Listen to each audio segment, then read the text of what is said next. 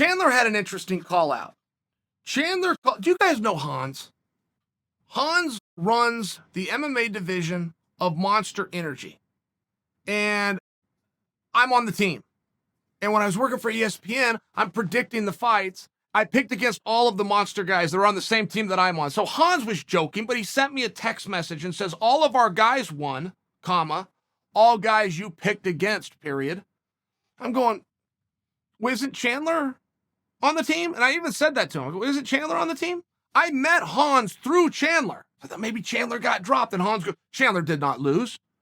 Chandler won over the hearts and minds of men. It's like, oh, okay, well, I didn't know we were playing that game, Hans. Okay, fine. Chandler didn't lose, but I only bring that to you because another guy within the Monster family is Conor McGregor. Chandler called out Conor. Love the call out. Not very many people have called out Conor for various reasons, but number one, he's broken. So right now, wherever you stand, if you're a sportsman, it's get well, Conor. Two, you don't know if he's coming back, right? I mean, in all fairness, even if he does, when? So you're calling for something that's hard enough to get as it is, but now you're calling against a guy who's on the injury list, and we don't know when he's going to be back. So most guys haven't called him out, and that's only came to my attention once Chandler did, because Conor responded and accepted. What a great time to call him out.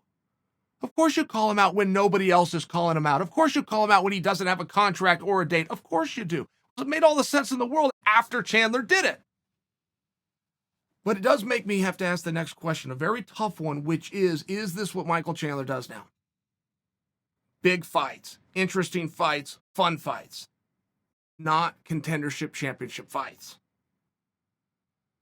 I don't know that just because he called out Conor McGregor, we have enough information to get to any kind of conclusion there. And the mere fact that Michael Chandler, who I believe has a broken hand, hasn't said it yet, is calling somebody else out and even looking for something to do and getting a response from the sport's biggest star. All good stuff for Chandler. His own sponsor says he didn't lose the fight. I got to remind myself that he did. I mean, I kind of see it Hans's way, even if I'm teasing Hans right now. I forget that he lost too, and it was 3 days. I forget. He did win over the hearts and minds. A lot of truth to that. But I'm asking a harder question.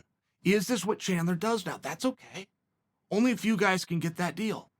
There's a very few, and I mean, you could count them on one hand, of athletes within the Ultimate Fighting Championship specifically that are no longer contenders or possible future champions.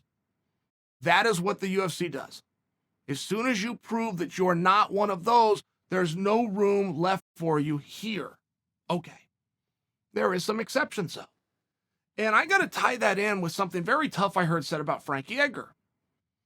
They were asking, where will Frankie go from here? And he got the answer that you've heard on many other guys, but this is the first step in the wrong direction, which is we're going to have to wait and see.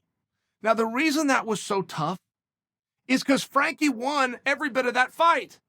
Frankie won every exchange, every round, and every minute of that fight. He lost 1 second of it. 1 second, boom, kicked in the mouth, falls down, fight gets stopped. That's a hard way to go out.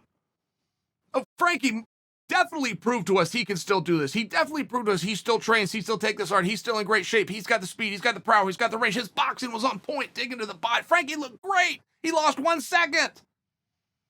We don't know if we're going to see a future Hall of Famer, former champion of the world. We don't know if we're going to see him again because he lost 1 second of a 13.5-minute fight. Man, that's tough. That is tough right there.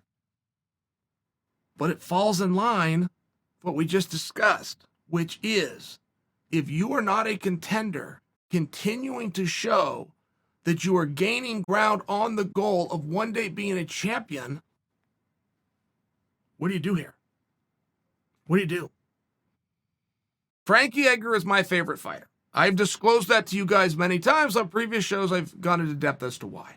Did something very special for me. It was on a personal note.